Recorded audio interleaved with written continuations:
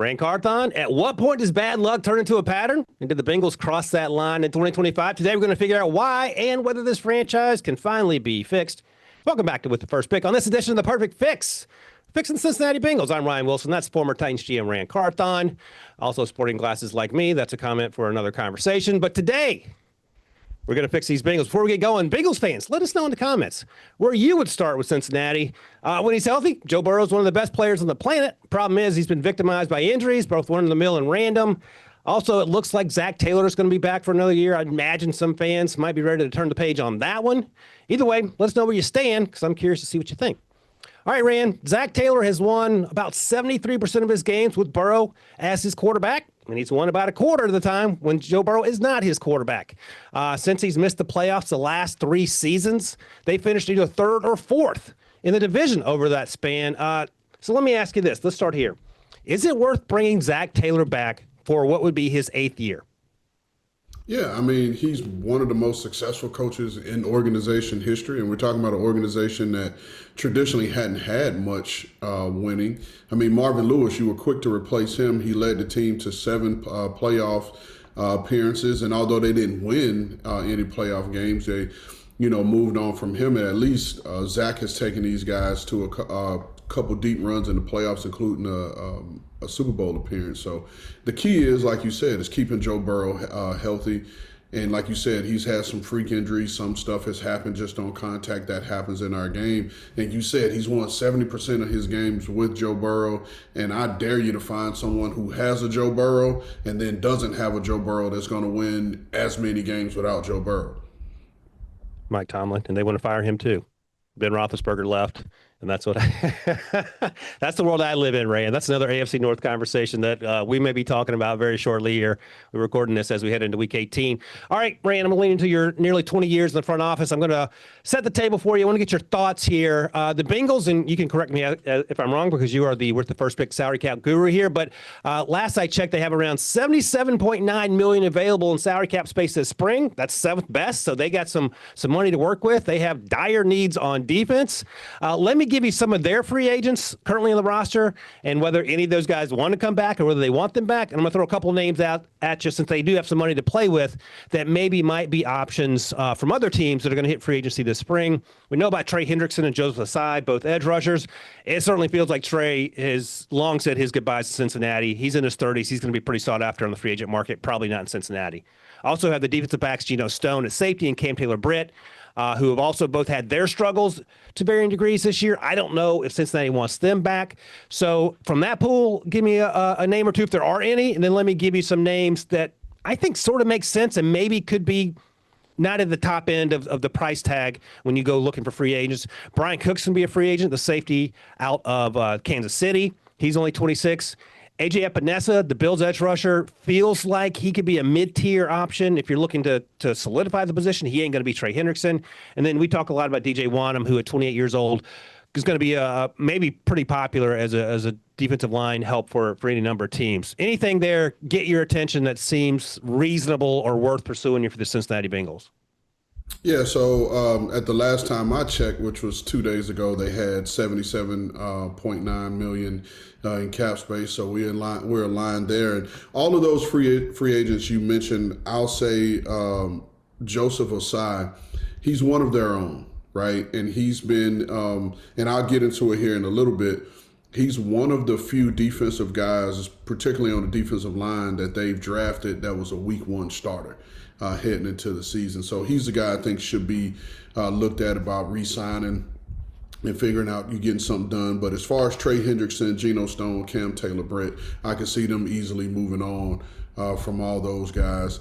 But then you talked about the A.J. Epinesas, the DJ Wanhams. I think if you're the Cincinnati Bengals, you're looking for that premier pass rusher. Here's the issue. I don't know that you're ever going to go out and get another Trey Hendrickson in free agency in terms of an edge rusher, just based off of how Trey Hendrickson's tenure went. When he was coming as a free agent from the New Orleans Saints, he was still on an upward trajectory, a guy that had a couple years starting, but he was still impactful in the games that he played for the Saints.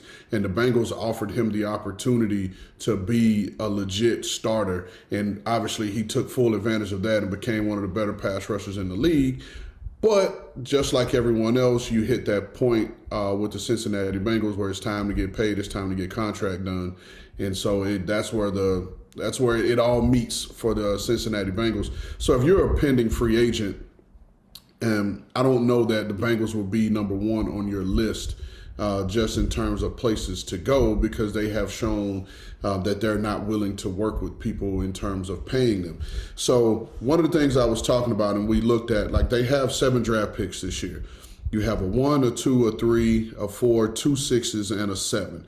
So you're going to have to address some of these needs. Now, I went back and I looked at the draft classes from 2022 to 2025, Ryan. And of those drafts, the last 5 years, 21 of their 40 picks have been on defense, with 10 of those 21 picks being on the defensive line. And like I mentioned earlier, Joseph Osai was the only week 1 starter that they had from that D-line group coming into it. And that D-line, of just going through the years, we're talking Joseph Osai, Cameron Sample, Tyler Shelvin, Wyatt Hubert, Zach Carter, Jeff Gunter. Again, you took Shamar Stewart this year, who didn't have an impact for you. Chris Jenkins, McKinley Jackson, Miles Murphy. So they've spent a ton of capital trying to fix that defensive front. To me, the issue becomes identifying what it takes to play in that defense, and not just necessarily. You can hit on a free agent because you've seen the product, you know what it is, you know what you're getting. But it's picking the young guy that's going to come in and be able to effectively help you, that you can develop, that can grow into a full-time starter for you. That's the area in which they've struggled. They've had some success picking DBs. They've done a good solid job there. They've been pretty decent picking the linebackers. The 2 young linebackers that they drafted this year seem like they're going to be quality players from moving forward. But they have to get someone in there. I don't know how you do it, whether it's on the front office side, whether it's on the coaching side, but you have to get somebody in there that can not only identify young defensive line talent, but be able to develop and get those guys to produce. So let me ask you, because Bengals fans are going to have this question. The Brown family is known to not have the scouting department that every other NFL team does. And you have worked for Thomas Dimitroff. You worked for Les Snead. You worked for John Lynch. You were the GM. If you don't know how to identify talent in terms of the draft process, that feels like a problem. And how do you fix that if you're staying with the status quo because you're afraid to have to pay guys that you've already given contracts to after you fire them? Well, let me say this, because this is going to always be a misconception, because I'm not pointing finger at the scouts, because they have some scouts over there that are really talented, that know what they're looking at. They have guys like Mike Potts, who's one of the up-and-coming guys in this league, a guy that's really good at identifying talent, played quarterback in college, so he understands, the talent level. But here's what I'm saying. It is a collaborative effort. As much as we hate throwing that word around because it's become so cliche, everyone wants a collaborative process, but not every process is collaborative. So I say that to say it doesn't just come down to the scouts. The scouts play a part, and then the coaching staff plays a part. And so, again, it comes down to the scouts may be on one side, hey, we love Ryan Wilson. This guy's an up-and-coming star. But the coaches may not feel he fits what their defensive scheme is. And also, too, you got to factor in the fact that they are in transition from schemes. You're going from Lou Anarumo's scheme to now you have Al Golden's scheme. So there will be a little bit of drop-off, or not even necessarily drop-off, but a transition period in the players that they've previously drafted, that may not fit what Al Golden wants to do with his defensive front. So there's going to be that transition period as well. They just have to all get on the same page and be able to identify those guys up front. All right. Well, they got a lot of work to do. You mentioned the Bengals have 7 draft picks in 2026. They currently are picking number 10. There's one more week left in the NFL season, so we'll see where that actually shakes out. But I'm going to give you 3 names of possible guys that may be there around 8, 9, 10, 11, and you tell me which would be the most impactful on day one for this team, with the understanding that half their draft picks in the last few years have been on defense and they have struggled with them. Well, you already, if you give me one name in particular, you know I'm gonna choose that name, but I'm gonna allow you to go ahead. All right, here we go. Hold on to your seat, producer Sharon. Ruben Bain Jr. Shout out to producer Sharon's Miami Hurricanes for their big win over Ohio State. He's the edge rusher out of Miami, of course. Peter Woods, defensive lineman out of Clemson. He could be gone. He could be a top 5 pick, but let's say for the sake of conversation. And then Caleb Downs, safety out of Ohio State. Which one of those guys? I mean, if you get all three, maybe that gets your defense to being average. But which one of those guys is the most impactful on day one? Jesus. Because first of all, I love Caleb Downs, and I've been super critical of Ruben Bain, just from.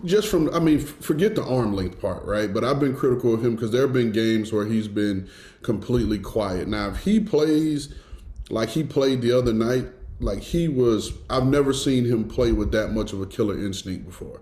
Now we know he plays hard, he's physical, he's strong, has power. But if he plays like that, he could be impactful in this league. And the same thing with Peter Woods. Like Peter Woods is a complete animal, and we know up front the quickest point to the quarterback is from the interior of the line. But if you're the defensive coordinator or you're a decision maker in Cincinnati right now, you've already taken Shamar Stewart on the edge. Pass rushers don't grow on trees. You probably got to strongly consider Ruben Bain there at 10, just to fortify. Now, I will say, from a standpoint, maybe a Ruben Bain is what could get a Shamar Stewart going. They're both South Florida kids. They both kind of grew up in the same area around the same people. Maybe that would help uplift Shamar and have someone in the room that he feels he can identify with, that'll help his growth and maturation. But man, like I said, it's to watch that game the other night, just that Miami defensive front, him and Akeem Mesidor, like that was fun football. That was fun Yeah. football. And once Ruben Bain found that he had the pigeon and he knew he could get after his guy, he did just that, and he affected the game. So shout out to you, Sharon. You see, I can give guys their credit when credit's due. And shout out to Keontae Scott on that pick six. That was a fantastic play, and he is another young man we'll be talking a lot about because he's getting drafted. Bengals fans, let us know which player you think would have the biggest impact, because I'm curious what you guys think. All right, before we take a break here, we got to do this part here. I don't have the clip, but Jim Morrow used to say back in the day, playoffs. So listen, the Bengals 21 went to the Super Bowl. They lost to the Rams. You may know something about that. 2022, they went to the AFC Championship game, lost there. As I mentioned, they've had 3 straight missed playoff appearances. They finished 3rd or 4th in the division the last 3 years. That is not sustainable or acceptable with Joe Burrow. I know he's been injured. How close or far away is this team from being a legit playoff team next season? Because we always say the last few years, don't let the Bengals in the playoffs because you don't want to face them. They just don't get to the playoffs. So clearly there's a disconnect.